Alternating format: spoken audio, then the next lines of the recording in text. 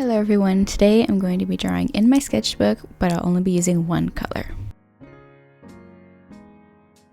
So if you haven't seen one of these drawing challenges before, the challenge is basically to pick a color, gather all of your art supplies that are that color, and complete a drawing only using those colors. So today I'm doing pink, as you might have saw in the title and the thumbnail. Such a pretty color, and I surprisingly had a lot of pink materials, and as usual I'll be using my Pilot Color Eno pencils, but instead of using the pink one I'll be using the red one so that I can see my sketch, especially putting pink markers on top of it. It might disappear if I use a pink pencil, so I'll be using the red one. Again, if you haven't seen these drawing challenges before, I've done every color of the rainbow so far. This is the final rainbow selection. I plan to do some other colors like brown or black and gray.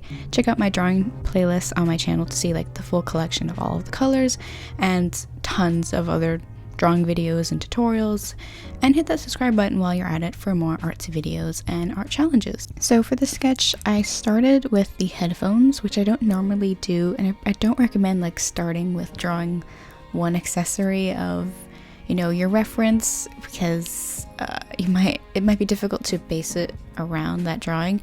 But for this, for some reason, I felt like I needed to draw it first so that I can get an idea of where everything else goes, like the face and the rest of the hair.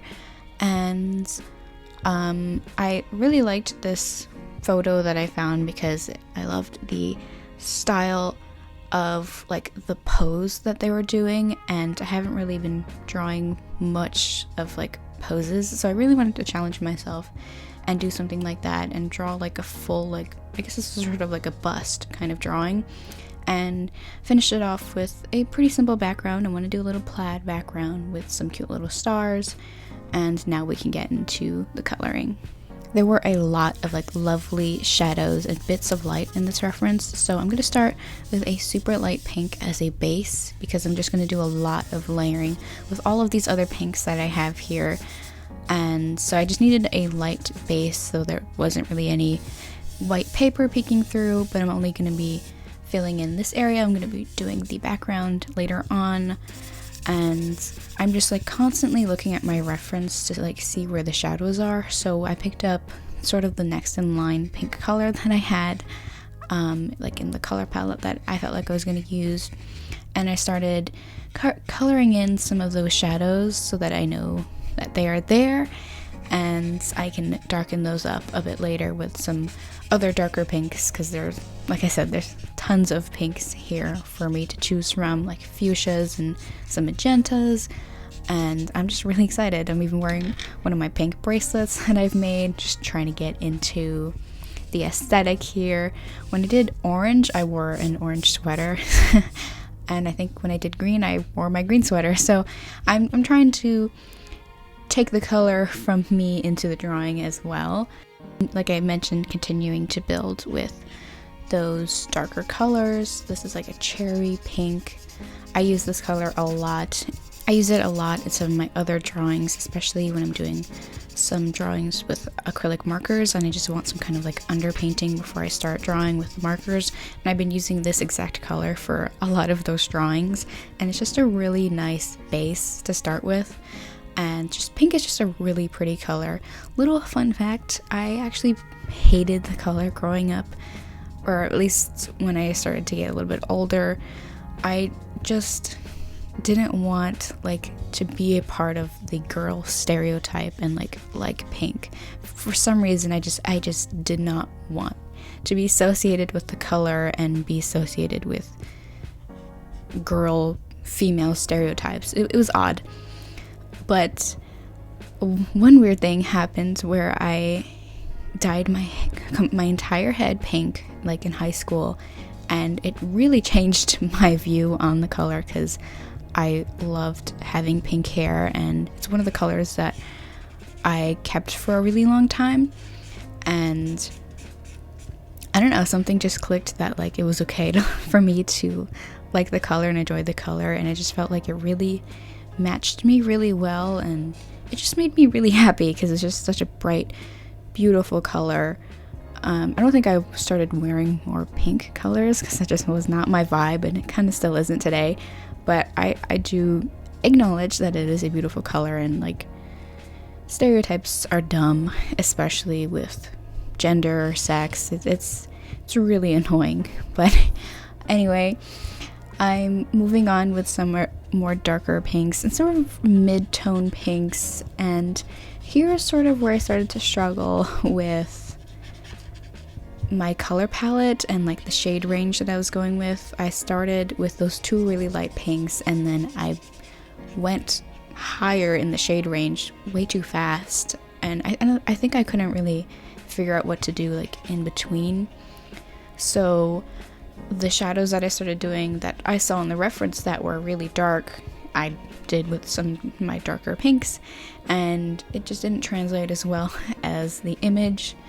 And here is where I started making those mistakes. I tried to like blend them out with those base colors that I was using, but it just wasn't really working very well. So I was getting a little bit annoyed by that, because that first base tone with those two colors, it looked so good, the shadows looked so nice, and then I felt like I kind of ruined it with those dark pinks because it was just too dark too fast. And I tried to save it a bit with moving on to the hair, which I also kind of over rendered a little bit.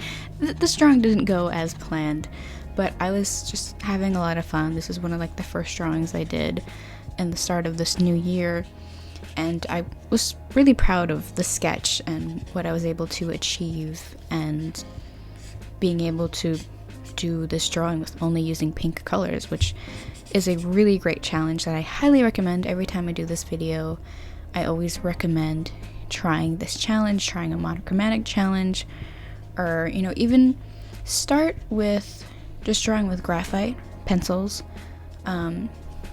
so that you can do all the shadows and everything and the highlights with the pencil, and then you could try doing that with a one kind of color scheme. So I think that's a great tip.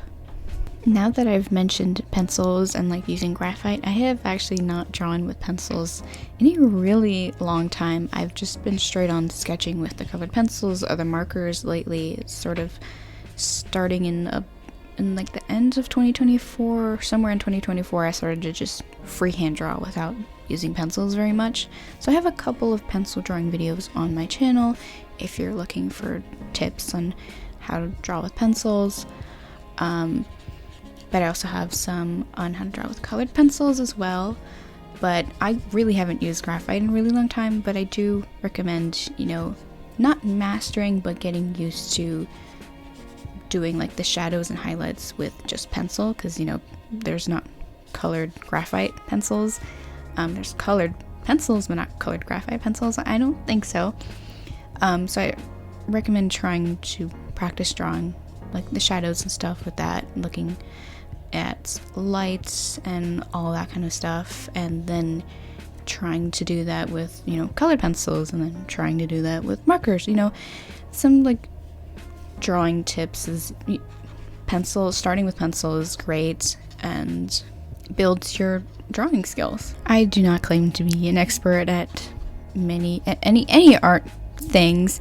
I have been practicing art and drawing and painting and even sculpting since I was very, very young, so it is a huge part of my life. It's something that I remember the most doing in my life, and that I'm obviously still doing it. I've taken only a couple of art classes like in school, and those are always my favorite classes, obviously. And I remember when I was in middle school, I got my art featured at my local library. They had like a little art show, and I recently looked back at me and standing in front of that drawing, just like, oh, that was not a great drawing. Why did they pick that? And I remember the prompt was to like draw things that you like for some reason.